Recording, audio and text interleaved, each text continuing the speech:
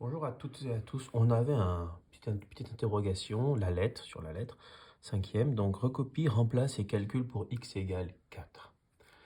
Alors, on avait des expressions littérales, donc x plus 2. Donc, je remplace d'abord, puisqu'on me demande de remplacer. Bon, là, j'ai déjà recopié. 4, puisque x prend la valeur 4. Au lieu de x, je mets 4. 4 plus 2. Et 4 plus 2, cela me donne 6. Ici, j'ai bien moins 4, donc je remplace juste x par 4, donc ça va me faire moins 4, c'est ce que j'ai dit avant, pardon. Moins 4, moins 4. Moins 4, ça me fait, je perds 4, j'ai perdu 8, moins 8.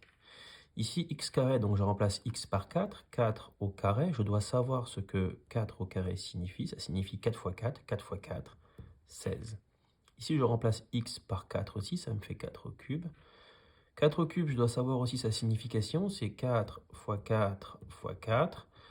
Après un petit temps, je constate que 4 fois 4 fois 4 fois 4, ça fait 4 fois 4, 16, 16 fois 4, 64. Donc pareillement ici, je vais remplacer x par 2, donc ça va me faire 2 fois 4 moins 10. Je prends un petit temps, je fais 2 fois 4, 8, 8 moins 10. 8 moins 10 va être égal à moins 2. Donc ici, je remplace x par 4, ça me fait 4 divisé par 4, moins 10. Je prends aussi un petit temps, je fais 4 divisé par 4, ça va me faire 1. Donc 1 moins 10. 1 moins 10, vous savez maintenant que ça fait moins 9. Premier exercice de fini. On arrive au deuxième exercice. On a une équation, 3 fois x moins 10 égale x carré moins 14. Et on voudrait savoir si 5 et 2 sont solutions de cette équation. Alors, on va faire le cas 5, c'est-à-dire que je vais séparer en deux calculs différents. Et je vais remplacer donc x par 5, puisqu'on me demande si 5, c'est-à-dire la valeur x égale 5, est-elle solution.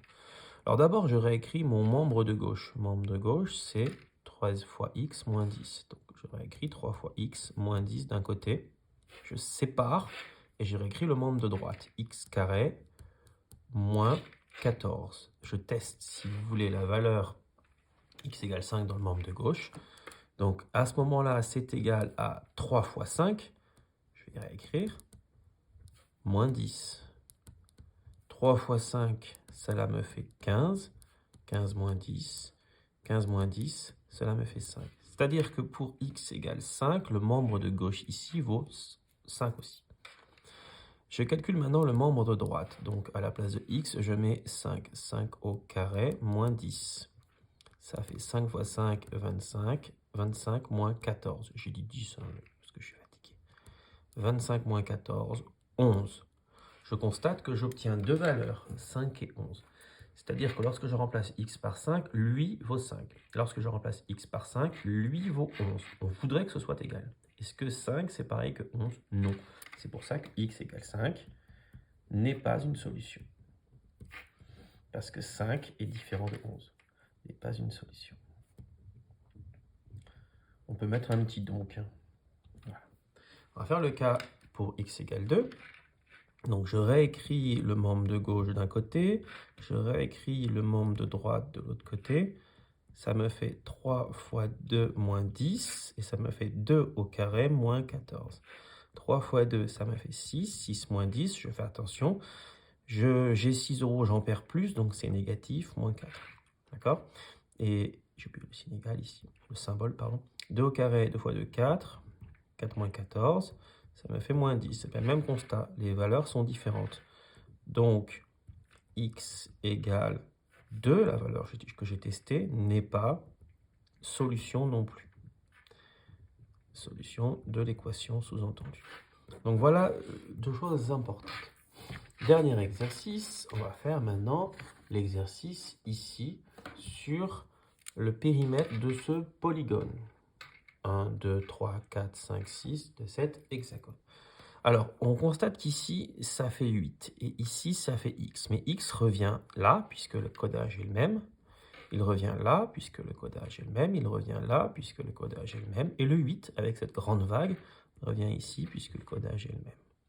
Du coup, le périmètre, vous savez que c'est la longueur du contour de la figure, et non pas juste son contour, la longueur. Donc c'est bien ça, plus ça, plus ça, plus ça, plus ça, plus ça. Il n'y a pas de formule particulière. Donc, si je comprends bien ce que je viens de dire, c'est 8 plus x plus 8 plus x plus x. Ça, plus ça, plus ça, plus ça, plus ça, plus ça. Bon. Je vais faire un petit peu de travail quand même, parce que c'est pas très joli tout ça. 8 et 8, ça me fait 16, puisque je peux changer l'ordre, c'est une addition. Et maintenant, je compte les croissants. 1x, 2x, 3x, 4x. 1 croissant, 2 croissants, 3 croissants, 4 croissants, 4x. L'interrogation était déjà finie. Au revoir et à bientôt.